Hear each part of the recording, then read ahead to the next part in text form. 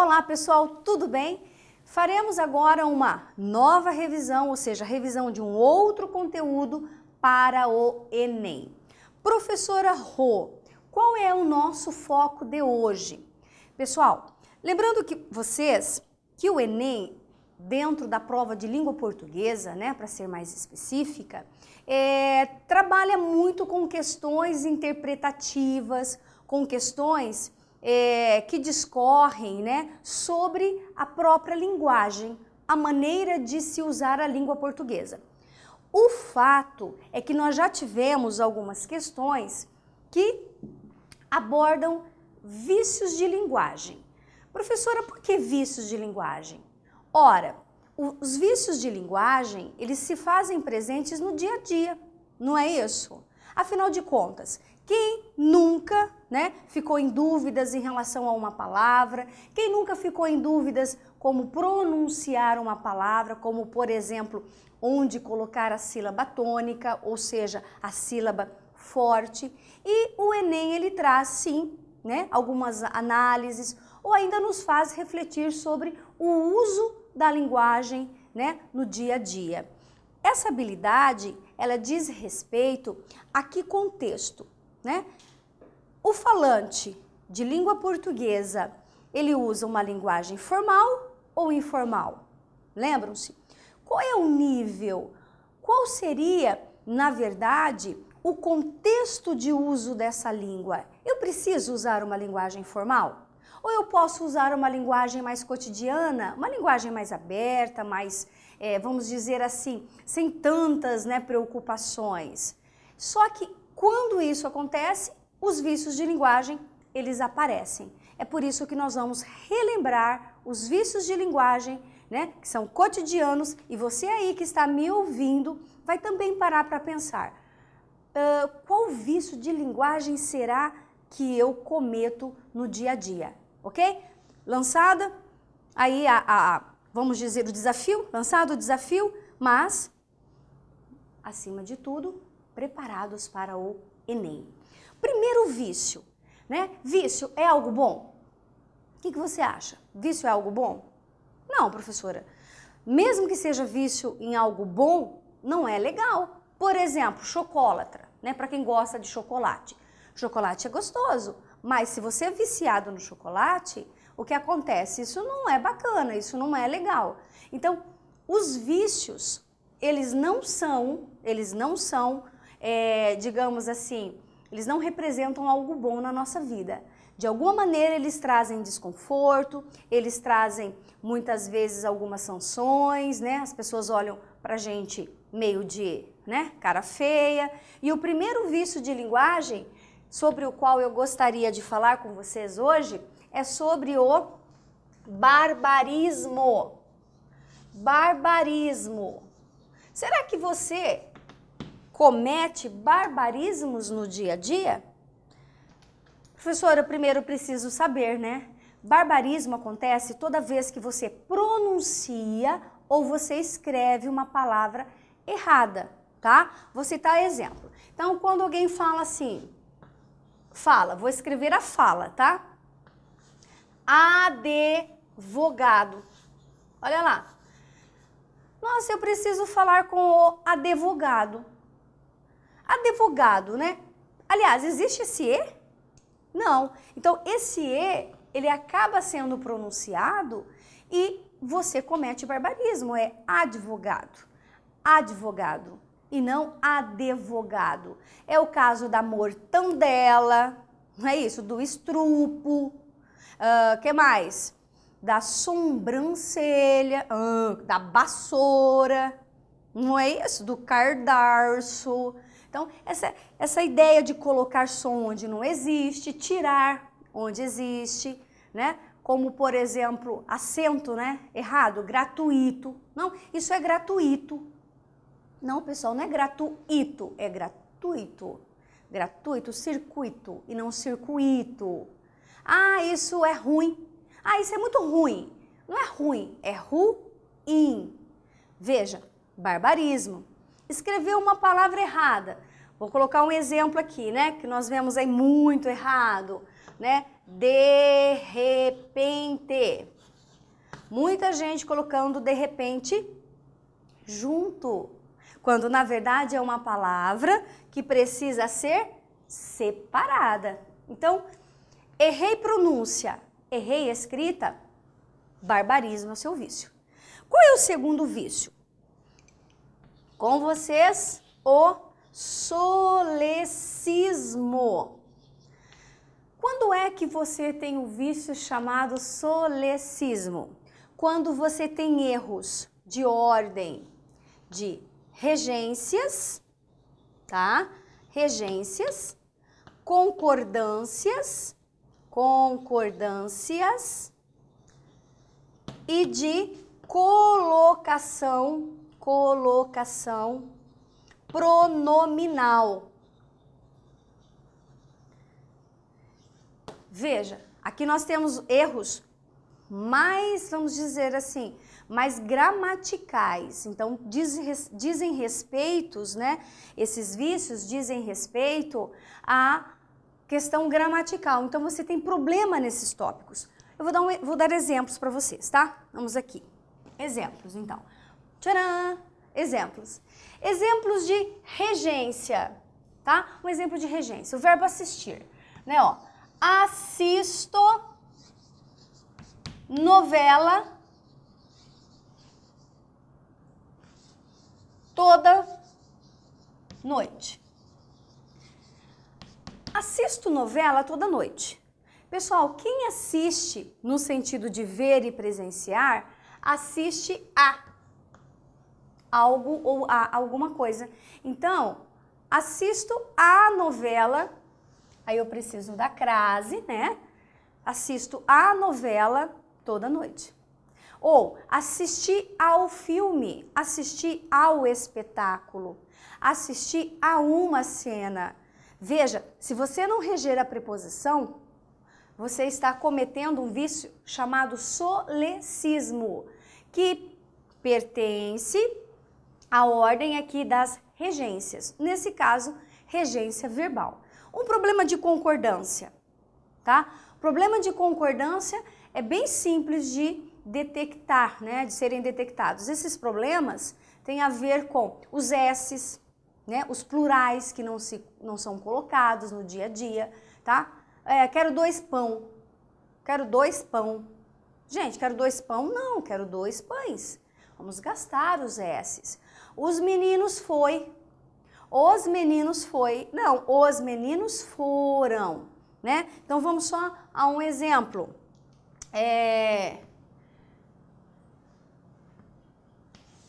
As pessoas não pensam na vida, né? Coloquei um erro bem grosseiro, tá? Mas no dia a dia, acreditem, muitas pessoas não param para pensar na sintaxe de concordâncias, tá? Ó, as pessoas não pensam. Não, as pessoas não pensam. Quer ver um outro exemplo de solecismo, de concordância nominal? 12:30. Ah, que horas você sai do trabalho? Eu saio do trabalho ao 12:30. Pessoal, não é 12:30, é 12:30. Por quê? Porque é 12:00 mais meia hora, tá? Então, quando você erra essa concordância nominal, você está cometendo um vício chamado solecismo. E o outro problema do solecismo diz respeito a próclise, mesóclise e ênclise, colocação pronominal. Exemplo: não contaram-me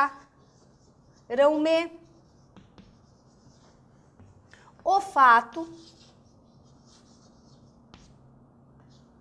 direito. Não me contaram o fato direito. Olha só, não contaram-me. Está errado. Tá vendo essa partícula negativa aqui, ó? O não? Não é uma partícula negativa. Toda partícula negativa, ela tem, por característica, tá vendo esse pronome oblíquo aqui, o me? Atraí-lo. Então, ele deveria vir aqui, ó. Não me contaram. não me contaram o fato direito, não me contaram e não contaram-me, certo? Então, ó, errei concordância, errei, errei colocação, errei concordância e errei regência, solecismo. Vamos para um terceiro vício? Terceiro vício é chamado de ambiguidade, ou anfibologia. Anfibologia. O que é uma ambiguidade ou uma anfibologia? Já diz, ambiguidade. Ambiguidade, falta clareza. Eu posso entender um enunciado de que maneira? Mas de uma maneira. Não está claro. Né? Como assim? Vamos lá, exemplo. Veja se você não fica em dúvidas, tá? Tirei a estátua da sala e a limpei. Pegou o ônibus correndo. E aí? Ó, tirei a estátua da sala e a limpei. Percebam que esse a pode ser retomada a sala ou a estátua. Então, pera lá. Tirei a estátua da sala e a limpei. Eu limpei o quê, pessoal? Eu limpei. Foi a estátua? Ou eu limpei a sala? Então, não está claro, tá? Quem é que foi limpa? Se foi a estátua ou se foi a sala, tá? Então, aqui existe ambiguidade, duplo sentido. E isso cai muito no Enem. Existem bastantes questões de análise em que se pede, tá, análise dessa ambiguidade. Então, fiquem atentos. Então, de novo, profs, o que é ambiguidade? Ambiguidade, enunciados que nos levam a mais de uma interpretação. Falta clareza. Olha o exemplo aqui. Peguei o ônibus correndo. Peguei o ônibus correndo. Quem estava correndo? É o ônibus que estava correndo? Ou você correu para pegar o ônibus? Né? Então, você correu e conseguiu pegar esse ônibus. Tá? E um último exemplo. Quero bater nessa tecla aqui, ó. Se você fala assim, minha irmã está com o seu salário. Minha irmã está com o seu salário. De quem que é o salário? É o salário dela ou é o seu salário? Ela pegou de repente para fazer um favor para você, ok? Então, cuidado com enunciados ambíguos. Hashtag fica a dica, cuidado com os pronomes possessivos, tá? Seu, sua, seus e suas. São bastante usados em construções ambíguas, tá? Tá bom? Encontrei João com sua irmã. Encontrei João com sua irmã? De quem é essa irmã? O João está saindo com a sua irmã ou essa irmã é dele? Não sabemos. Ambiguidade, né? Já entendeu? Então vamos para um outro vício, chamado de pleonasmo vicioso. Vamos lá. 4. Pleonasmo vicioso. Veja, chamado vicioso. Ser vicioso é do mal, gente. Pleonasmo não é aquele pleonasmo como figura, né? Lá da estilística, usado dentro dos poemas, certo? Aqui não. Ele é um pleonasmo do mal, eu costumo dizer. Vício. O que é um pleonasmo vicioso? Pleonasmo vicioso é você repetir ou colocar uma expressão que é desnecessária, tá? Então, por exemplo, antes de colocar lá alguns pleonasmos cotidianos, dê uma ré para trás. Gente, não é ré, não é para trás. Levante a alavanca para cima. Se não é para levantar, não é para cima, tá? Goteira no teto. Goteira, gotejar, teto. Não dá para ter uma goteira na parede, tá? O máximo que você pode ter ali é uma água escorrendo, tá? Outra, hemorragia de sangue. Nossa, ele morreu de hemorragia de sangue. Gente, hemorragia de sangue. Não é? E aquelas do dia a dia. Gente, eu caí um tombo, mas eu caí um tombo. Se você não caiu, se você caiu, não já não é um tombo. Ou o vizinho, né, passando. Ô, fulano, entra pra dentro. Ué, ele não vai entrar pra fora. Ou você vai subir pra cima, aí eu vou acompanhar você. Percebem como os pleonasmos viciosos, eles estão muito próximos de nós? Mas vamos falar de um pleonasmo vicioso que se usa muito nos concursos em geral. É esse aqui, ó. Há 10 anos atrás, tá? Há 10 anos atrás. É um pleonasmo vicioso feio e que você tem que evitar lá na sua redação do Enem para mandar muito bem, tá? Há 10 anos atrás. Esse verbo haver não é de sentido de tempo, não é? É como se você dissesse faz 10 anos. Se você diz faz 10 anos, significa que já passou. Ó, faz 10 anos que não a vejo, significa que se passaram 10 anos e você não a viu. Portanto, eu não preciso usar esse atrás. Então, há 10 anos. Já é passado, não preciso do atrás. Ah, professora, mas eu quero usar o atrás. Tudo bem, então tira o verbo haver, tá? Tira aqui, ó. E aí você diz 10 anos atrás. Agora, o verbo haver e o atrás, remontando o tempo, denotando essa questão de passado, vício, tá? Pleonasmo vicioso, certo? Vamos para um próximo vício? Vamos falar agora sobre o neologismo. Neologismo. O que é um neologismo, professora? Neologismo é quando se criam palavras sem necessidade, tá? Então, existe a palavra, existe essa palavra, uma palavra correta, uma expressão correta a ser usada, mas a pessoa simplesmente não sabe qual é ou desvirtua esse significado, tá? Desvirtua essa palavra aí e a usa. Ou simplesmente, né, inventa sem a necessidade. Porque uma coisa é a criação no sentido de ser criativo, né? A pessoa é criativa, certo? Que é um processo de formação de palavras. Agora, aqui são pessoas que usam palavras erroneamente, né? Eu me lembro de um aluno que dizia assim, a deflorestação da Amazônia. Pessoal, existe deflorestação? Na cabeça dele, não é verdade? Então, quer dizer, ele imaginou essa palavra, escreveu, além de ser um erro, na cabeça dele, quer dizer, no processo final, ele é um neologismo, né? Eu sempre cito um neologismo que ficou na história, que é a palavra imexível. Imexível, vou até colocar aqui, ó. O ministro se dizia imexível, tá? O ministro se dizia imexível. Pessoal, não existe a palavra imexível, tá? Não se mexe. Aí sim, aquilo que não se mexe. Agora, aquilo que não se mexe é imexível? Criou, tá? Neologismo. Não pode. Isso é feio para um texto formal.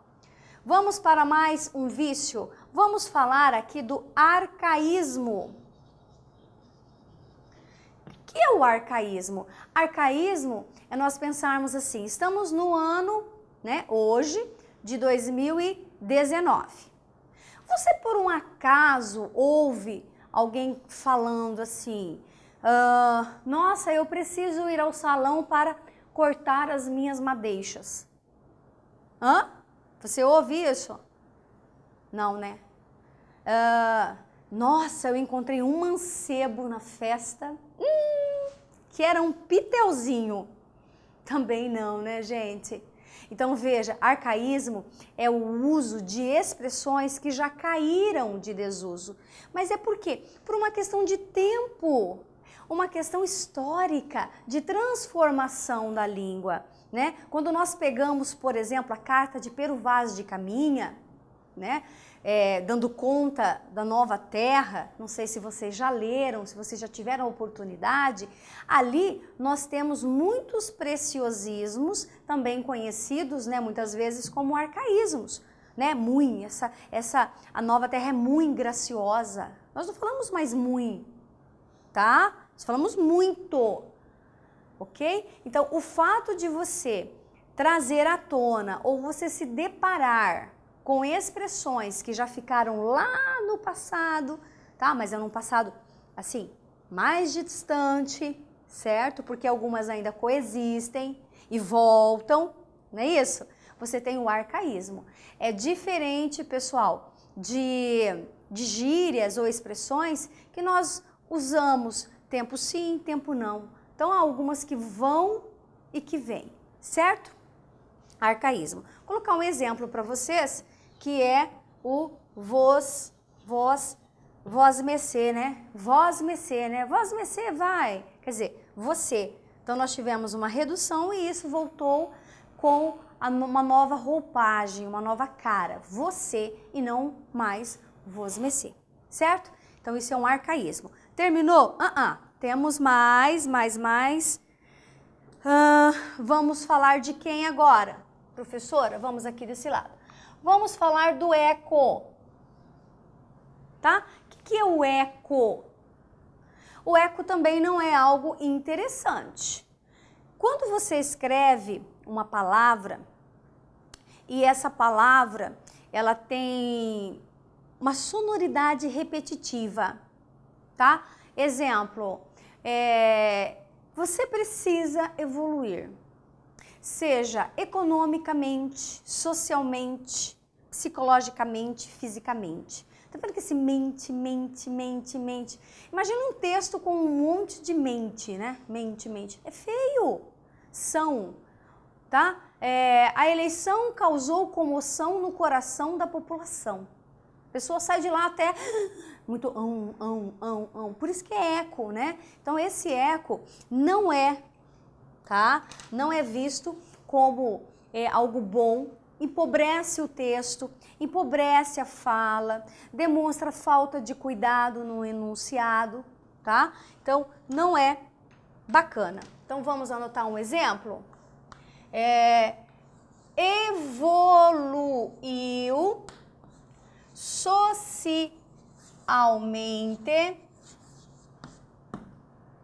economicamente e fisicamente.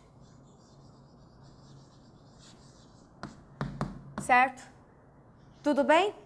Agora, nós também temos algum outro vício? O que vocês acham? Temos sim. Que é o nosso último aqui. Ele se chama cacófato. Cacófato. O que é esse cacófato, gente? Esse cacófato, ele não é nada do bem. O cacófato nada mais é do que a junção de sons finais de uma palavra com os sons iniciais da outra palavra, então o finalzinho com o início de outra, que quando a gente fala, quando a gente na oralidade fala rapidinho ou quando você escreve, faz o quê? Cria uma nova expressão. E essa expressão é bonita? Quer ver? Pagou R$5 por cada ingresso. Por cada. Acabou de falar por cada. Pagou R$5 por cada ingresso, por cada. Tá vendo? Ó, olha aqui. Você juntou esse som com esse som e parece que você falou por cada, não é isso? Um cacófato que eu gosto demais e eu sempre falo, pessoal, e eu quero fechar nossa aula com este exemplo, fica aí para você pensar, é assim, ó, este arame é de ser cagado. Este arame é de ser cagado. Se você fala rapidinho, você já me entendeu. Não vou explicar para vocês. Se você não entendeu, vai falando para chegar à interpretação. Então, não é bonito, é feio. Acabamos de falar sobre vícios. Eles devem ser evitados na escrita, evitados na fala. Por quê? porque lembram-se, o que é vício não é legal. Tudo bem? Depois nós veremos 1 ou 2 exercícios sobre esse conteúdo que já caiu no Enem, para que você perceba como as questões são formatadas. Um abraço, até o próximo.